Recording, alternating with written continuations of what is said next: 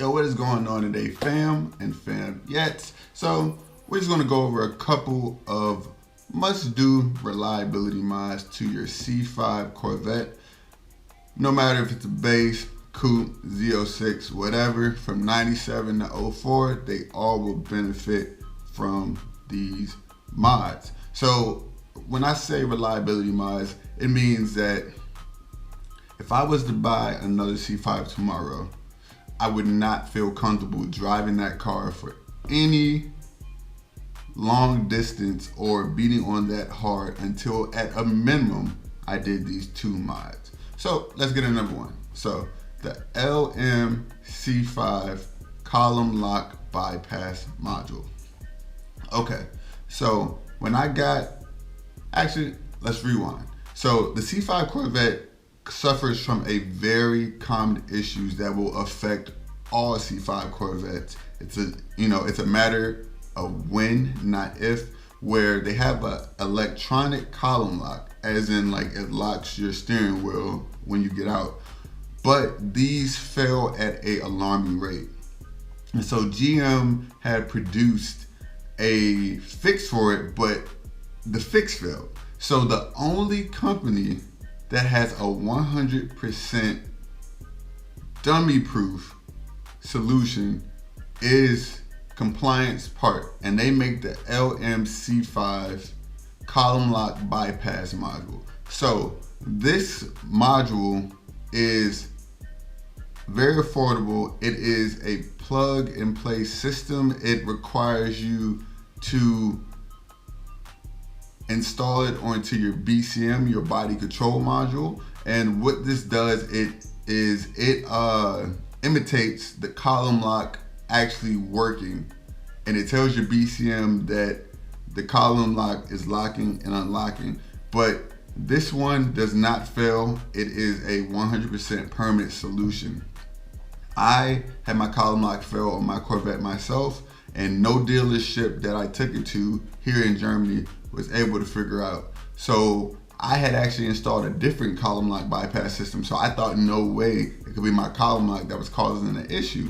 Lo and behold, I finally broke down and bought the LM-C5, and that fixed my issue. So why you should do this yourself is, say you are going on a road trip with your significant other, boy, girl, doesn't matter, whatever you're into, right?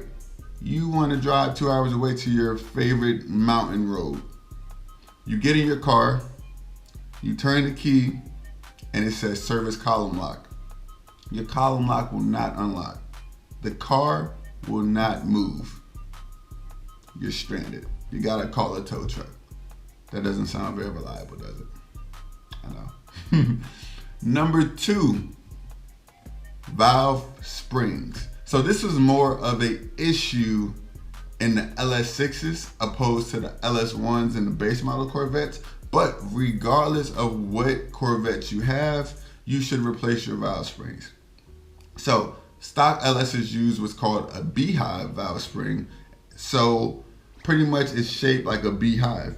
But when these things get old and they get fatigued, it is possible that they will break. And if they break, you will drop a valve into your cylinder.